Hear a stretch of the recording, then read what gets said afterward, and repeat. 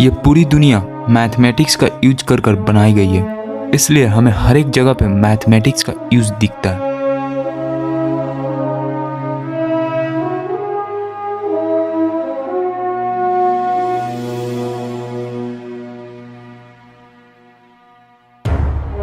Nature में pattern होता है जो कि नेचर हर एक जगह पे फॉलो करता है, और ये सभी पैटर्न्स मैथमेटिक्स से ही होता है। सभी जगह पे मैथमेटिक्स का सेम रूल ही चलता है। सिर्फ मैथमेटिक्स को स्टडी कर कर पूरे ब्रह्मांड के सीक्रेट को ढूंढा जा सकता है। ऐसा ही कुछ निकोला टेस्ला ने किया था।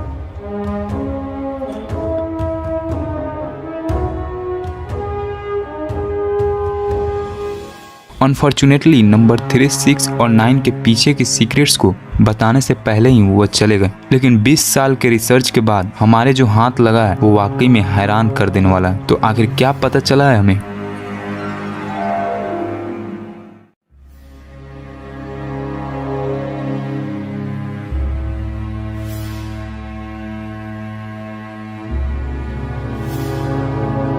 सभी जीव जंतु एक सेल से ही बनना शुरू होते हैं।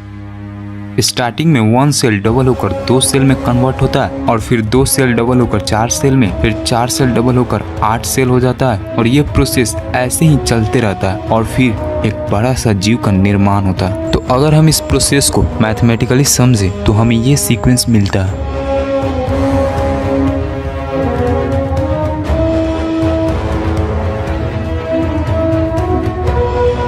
इस सीक्वेंस में आप देख सकते हो कि कोई नंबर 1 डिजिट का है, तो कोई 2 डिजिट का, तो कोई 3 डिजिट का। तो अब हम इन सभी नंबर्स को 1 डिजिट में कन्वर्ट कर देते हैं ताकि हमें मेन नंबर्स मिल जाए। 1 डिजिट में कन्वर्ट करने के लिए हम एक मेथड का यूज करेंगे जिसका नाम है डिजिटल रूट। इसमें हम नंबर्स के डिजिट को जोड़ देते हैं।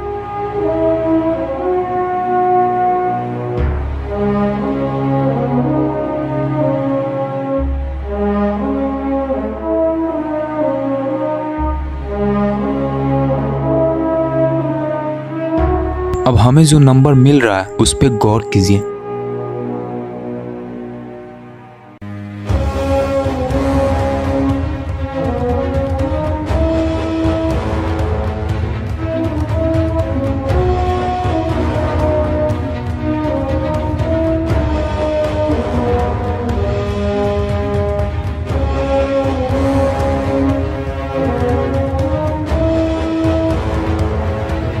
इस प्रोसेस के अपोजिट अगर हम 1 से हाफिंग करना स्टार्ट करते हैं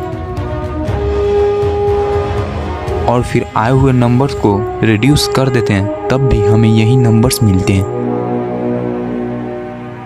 और इन नंबर्स के ग्रुप में हमेशा नंबर 3, 6 और 9 एब्सेंट रहता है। नेचर के इतने बड़े प्रोसेस में जिस प्रोसेस की वजह से सभी जीव जंतु का निर्माण होता है, उस प्रोसेस में नंबर 3, 6, 9 का एब्सेंट होना, उस प्रोसेस में नंबर 3, 6, 9 का कोई रोल ना होना, ये कोई साधारण बात नहीं है। रिसर्च के बाद ये पता चला है कि ये पैटर्न जिसमें 1, 2, 4, 8, 7 और 5 नंबर्स हैं, ये थर्ड डायमेंशन को रिप्रेजेंट करते हैं। यानी कि ये नंबर्स एक दूसरे के साथ इंटरकनेक्ट होकर थर्ड डायमेंशन वाली दुनिया को बनाते हैं।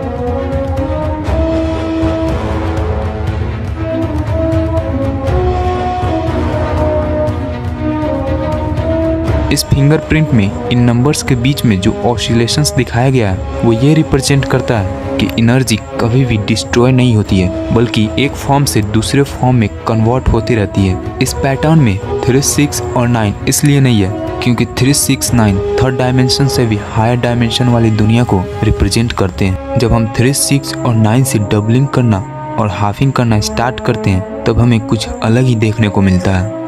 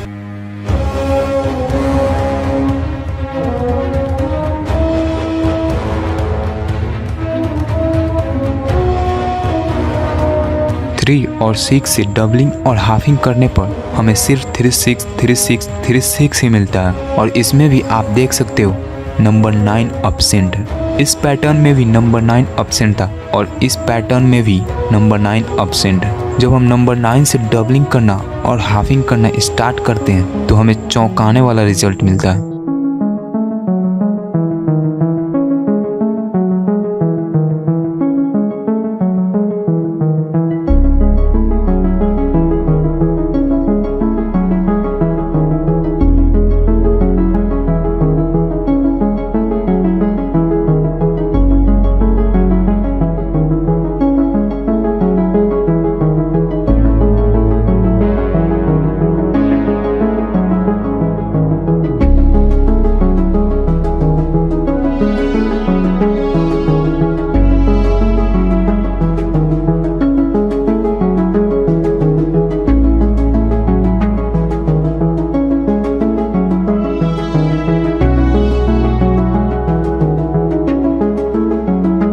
हम सब ये बात जानते हैं कि सर्कल में 360 डिग्री होता है, लेकिन आखिर क्यों?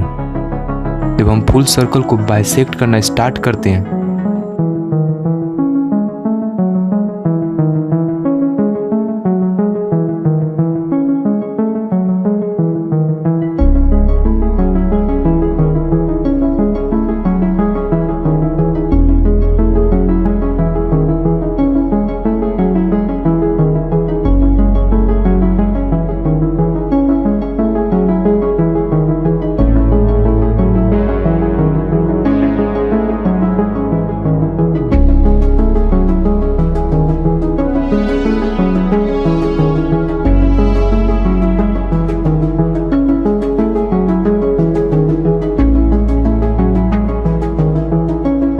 ये तो बात थी सर्कल की।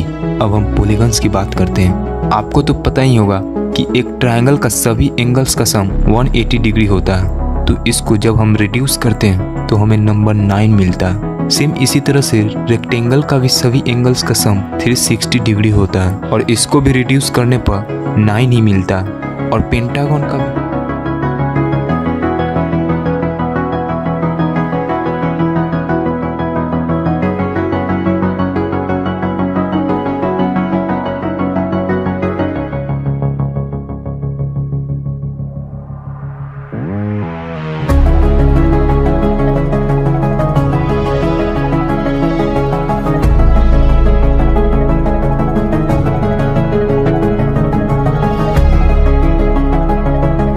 इन सभी पॉलीगन्स और सर्कल के साथ नंबर 9 का कोई रिलेशन है। सिर्फ इन्हीं शेप्स के साथ नहीं बल्कि दूसरे ज्योमेट्रिकल शेप्स के साथ भी नंबर 9 का रिलेशन है।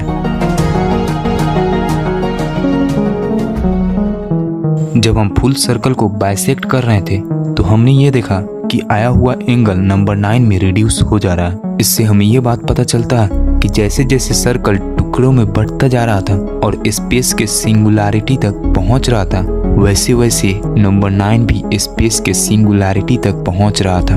दूसरी तरफ पॉलीगन्स ने इसका अपोजिट ही खुलासा किया। पॉलीगन्स का जैसे जैसे साइड बढ़ता है वैसे वैसे वो सर्कल के रूप में आने लगता है। तो जब हमने पॉलीगन्स के साइड बढ़ा बढ़ाकर उनके एंगल्स को जोड़ा तो हमें सिर्फ 9 मिला। इसका मतलब ये था कि नंबर 9 दूसरे डायरेक्शन में भी यानी कि स्पेस के सिंगुलैरिटी से इन्फिनिटी स्पेस तक भी फ्लो करता है, यानी कि स्पेस में नंबर 9 सभी जगह पे है।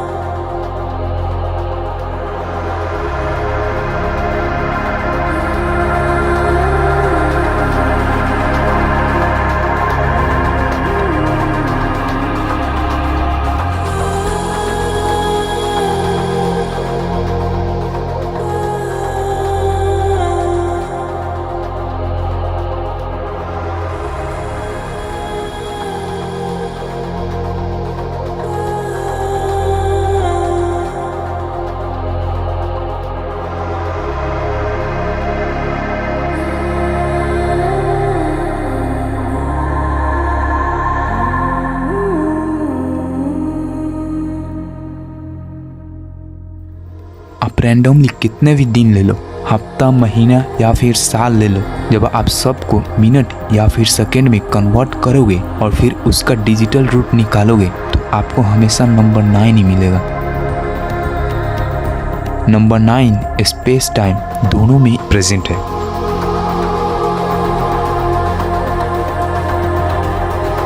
थोड़ी देर पहले जब हमने नंबर 9 से डबलिंग और हाफिंग किया था तो हमें सिर्फ नंबर 9 ही मिल रहा था। इतना ही नहीं, 9 के टेबल में भी हमेशा 9 ही मिलता है। ऐसा इसलिए क्योंकि नंबर 9 नेचर में एक्सिस की तरह काम करता है, हर एक जगह पे ये मेन रोल निभाता है। इस फिंगरप्रिंट में भी यही बताया गया है कि नंबर 9 सभी नंबर्स का किंग या फिर क्वीन है। नंबर 9 3 और 6 को कंट्रोल करता है। नंबर 3 इस फिंगरप्रिंट के राइट साइड वाले नंबर्स 1, 2 और 4 को कंट्रोल करता है और नंबर 6 इस फिंगरप्रिंट के लेफ्ट साइड वाले नंबर्स यानी कि 8, 7 और 5 को कंट्रोल करता है। यानी कि सभी नंबर्स नंबर 9 के निगरानी में ही पूरे ब्रह्मांड को बनाते हैं। नंबर 9 पूरे ब्रह्मांड में मौजूद एनर्जी, वाइब्रेशन, मोशन और फ्रीक्वेंसी का सोर्स है। सभी चीजें इसी के वजह से एग्जिस्ट करता है।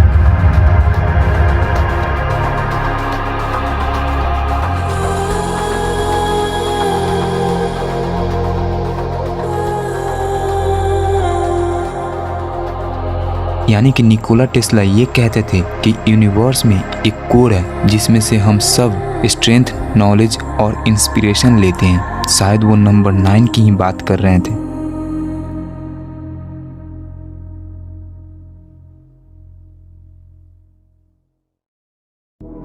ब्रह्मांड की ज्यादातर शक्तियाँ दो पेयर में काम करती हुई दिखाई देती है, जैसे कि अर्थ का मैग्नेटिक फोर्स। इसमें सिर्फ नॉर्थ और साउथ पोल ही होता है। सालों से हम दो तरह की शक्तियाँ को भी जानते हैं, एक अच्छी और एक बुरी। असल में ये सब एक छलावा है। दो पेयर में कोई भी शक्ति काम करती ही नहीं है। सब कुछ 3 के पेयर में होता है। मैग्नेट्स में 2 पोल्स तो होते ही हैं, लेकिन सिर्फ इन 2 पोल्स की वजह से मैग्नेट काम नहीं करता, बल्कि इसमें एक तीसरा चीज का भी रोल होता है।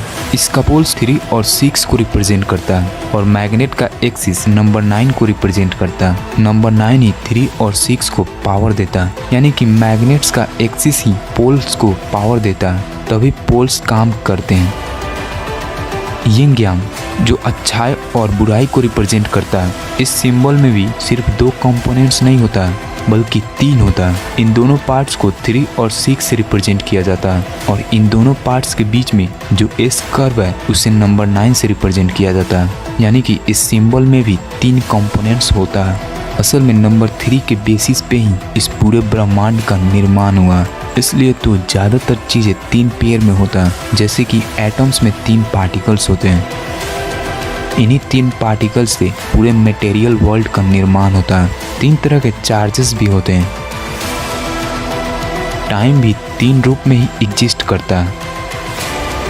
निकोला टेस्ला ने भी यही कहा था कि इन 3 चीज़ों से, वाइब्रेशन, एनर्जी और फ्रीक्वेंसी से ब्रह्मांड को आसानी से समझा जा सकता है। इस यूनिवर्स को क्रिएट करने में जितना हाथ नंबर 3 का है उतना ही नंबर 6 का भी है। एटम्स में ध्यान से देखने से हमें ये पता चलता है कि इसमें सिर्फ 3 कंपोनेंट्स नहीं होते हैं बल्कि 6 होते हैं। 3 पार्टिकल्स और उन 3 पार्टिकल्स में मौजूद 3 तरह के चार्जेस, यानी कि नंबर 3 और 6 हमेशा पेयर में काम करते हैं और इस पूरे ब्रह्मांड को बनाते हैं। लेकिन ये सब कुछ नंबर 9 के कंट्रोल में होता है। नंबर 9 के वजह से ही 3 और 6 यूनिवर्स को क्रिएट कर पाते हैं। यानी कि ओवरऑल नंबर 9 ही सब कुछ है। ये सब कुछ प्रतीत तो होता है, लेकिन साथ में ये कुछ भी नहीं है। मेरा मतलब ये है कि नंबर 9 सभी जगह पे मौजूद तो है, सभी चीज़ों में इनकोडेड तो है, लेकिन साथ में ये कहीं पर भी है ही नहीं, ये एग्जिस्ट करता ही नहीं है। यानी कि नंबर 9 0 के समान है। इसका आपको प्रूफ चाहिए तो ये देखो, कोई भी एक नंबर लीजिए जिसमें नंबर 9 या फिर 0 डिजिट के रूप में मौजूद हो। अब इसका डिजिटल रूट निकालते हैं।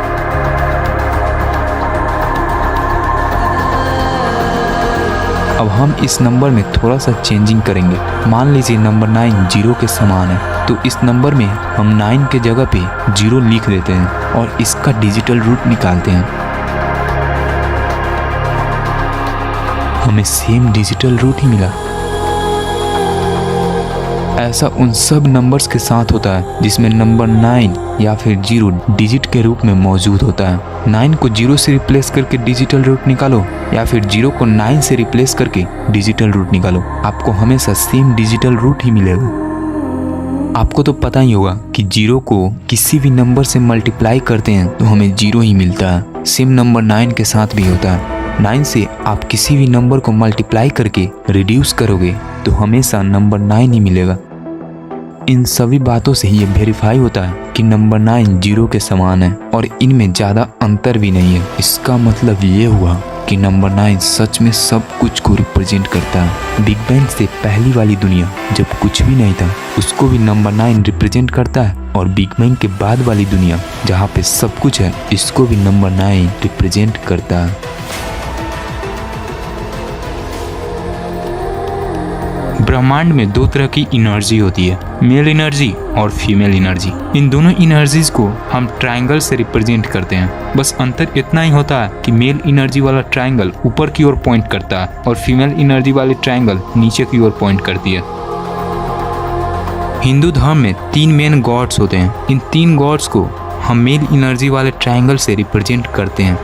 वहीं दूसरी तरफ 3 मेन गॉडेस होती है जिन्हें हम फीमेल एनर्जी वाले ट्रायंगल से रिप्रेजेंट करते हैं। यही 3 मेन गॉड्स और 3 मेन गॉडेस यानी कि टोटल 6 मेन गॉड और गॉडेस को पूरी सृष्टि का रचयिता माना जाता है। यहाँ पे भी हमें 3 और 6 का रोल ब्रह्मांड को क्रिएट करने जैसा दिख रहा है, जैसा कि मैंने आपको पहले बताया था। लेकिन इंटरेस्टिंग बात तब सामने आता है जब हम इन 6 मेन गॉड और गॉडेस की पावर को एक साथ जोड़ देते हैं। ब्रह्मा और सरस्वती जी की एनर्जी के मेल से ऐसा पैटर्न बनता है। विष्णु और लक्ष्मी जी की एनर्जी के मेल से ऐसा ही पैटर्न बनता है। शिव और पार्वती जी की एनर्जी के मेल से भी यही पैटर्न बनता है। इन पैटर्न्स में आप देख सकते हो कि 6 ट्रायंगल बन रहे हैं। तो जब हम सभी 6 मेन गॉड और गॉडेस की पावर को एक साथ जोड़ देते हैं तो हमें टोटल 18 ट्रायंगल्स मिलता है, जो कि नंबर 9 में रिड्यूस हो जाता है।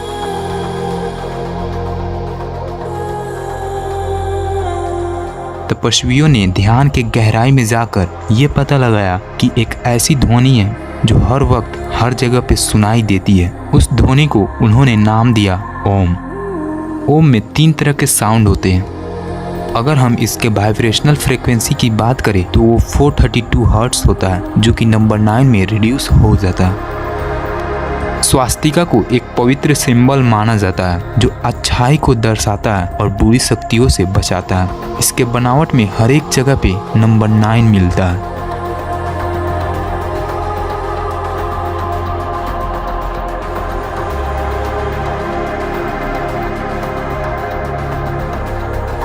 हमारे नंबर सिस्टम में 10 मेन नंबर्स होते हैं, जिसमें नंबर 9 सबसे लास्ट में आता है। नंबर 9 के बाद कोई और दूसरा नंबर नहीं आता है। 10 कोई नंबर नहीं है, ये सिर्फ एक कॉन्सेप्ट है जिसे हम बातों को रखने के लिए यूज करते हैं। असल में नंबर 9 से ही सब कुछ शुरू होता है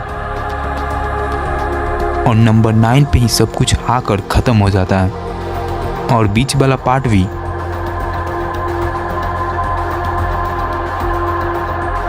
नंबर 9 का ही रूप होता है। ये सभी बातें हमारे पूर्वज जानते थे। नंबर 9 को हमारे पूर्वज फिनिशिंग पोस्ट कहते थे, यानी कि नंबर 9 को एक ऐसा नंबर कहते थे जहाँ पे सब कुछ आकर ख़त्म हो जाता है, कंप्लीट, संपूर्ण हो जाता है। एग्जाम्पल के लिए प्रेगनेंसी पीरियड को ही ले लीजिए। हम 9 महीने तक अपने मम्मी के पेट में रहते हैं। 9 महीने में हमारी बॉडी पूरी तरह से डेवलप हो जाती है और हम धरती पे आने के लिए तैयार हो जाते हैं।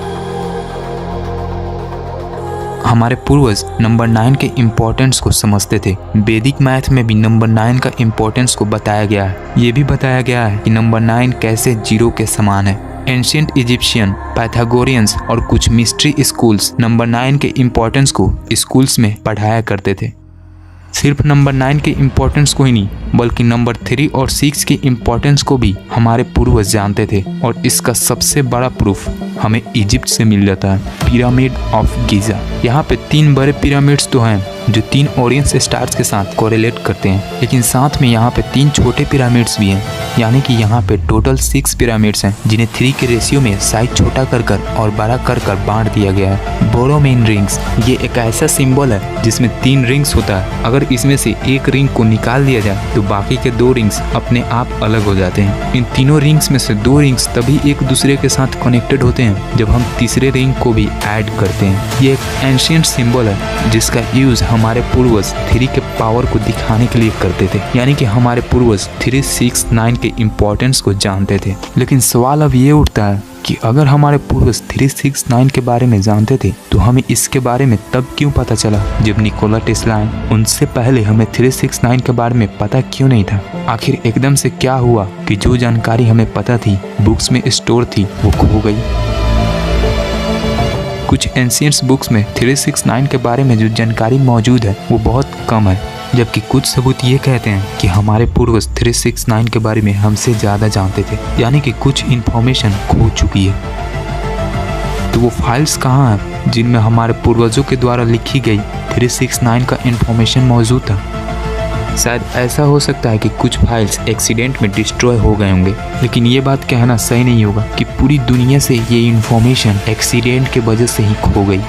3, 6, 9 के बारे में हमें निकोला टेस्ला ने बताया। वो 3, 6, 9 के बारे में बहुत कुछ जान चुके थे और कुछ दिनों में वो रिवील भी करने वाले थे, लेकिन 1943 में उनका डेड बॉडी उनके होटल रूम में मिला। यूएसए की FBI एजेंसी ने यह बताया कि उनकी मौत एक बीमारी की वजह से हुई थी, लेकिन इनके मौत के बाद जो हरकतें हुई वो जान के आपको भी अजीब लगेगा। उनके मरने के बाद यूएसए गवर्नमेंट की ऑफिस द एलियन प्रॉपर्टी ने उनके सभी डॉक्यूमेंट्स को अपने कब्जे में ले लिया और फिर फ्रीडम ऑफ इंफॉर्मेशन एक्ट के तहत सिर्फ उन्हीं डॉक्यूमेंट्स को रिलीज किया जिन्हें पब्लिक किया जा सकता था।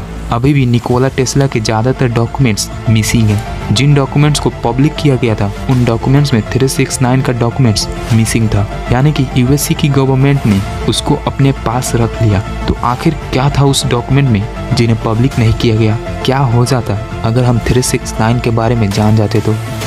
पूरे ब्रह्मांड का सीक्रेट 3, 6, 9 में ही छिपा हुआ है, ऐसा हम कह सकते हैं, क्योंकि यही नंबर्स ब्रह्मांड को क्रिएट करते हैं और फिर कंट्रोल भी करते हैं। जिस दिन हम इन नंबर्स के पीछे की सीक्रेट्स को जान जाएंगे, उस दिन से हमारी दुनिया पहले जैसी नहीं रहेगी, बल्कि उस दिन से हम इस ब्रह्मांड के साथ और मिल घुल जाएंगे। हमारे पास भी गजब की शक्तियाँ होगी, अनलिमिटेड एनर्जी होगी, जिसे बड़ी बड़ी दूरियां भी आसानी से ट्रैवल कर पाएंगे। टाइम से भी नंबर 3, 6, 9 का लेना देना है, तो जब हम 3, 6, 9 के बारे में गहराई से जान जाएंगे तो ऐसा हो सकता है कि हम टाइम ट्रैवल भी आसानी से कर पाएं। यानी कि अगर हम 3, 6, 9 के सीक्रेट्स को गहराई से जानते तो हमारी दुनिया एडवांस होती। और रही बात हमारी पास्ट की, तो ऐसे बहुत से सबूत हैं जिनसे यह पता लगता है कि एंशिएंट सिविलाइजेशन हमसे ज़्यादा एडवांस थी, यानी कि वो 3, 6, 9 के बारे में गहराई से जानते थे। फिर कुछ ऐसा ट्रांसफॉर्मेशन हुआ होगा जिसकी वजह से 3, 6, 9 की इंफॉर्मेशन और एंशिएंट टेक्नोलॉजी खो गई। ये जाहिर सी बात है कि जिस इंफॉर्मेशन का यूज कर डेवलपमेंट लाया जा सकता है, उस इंफॉर्मेशन को गलत तरीके से भी यूज किया जा सकता है, और शायद ऐसा ही पास्ट में भी हुआ था। और यही कारण है जिसके वजह से निकोला टेस्ला की डॉक्यूमेंट्स को यूएसए गवर्नमेंट ने रिलीज नहीं किया और सीक्रेटली यूज किया जा रहा है।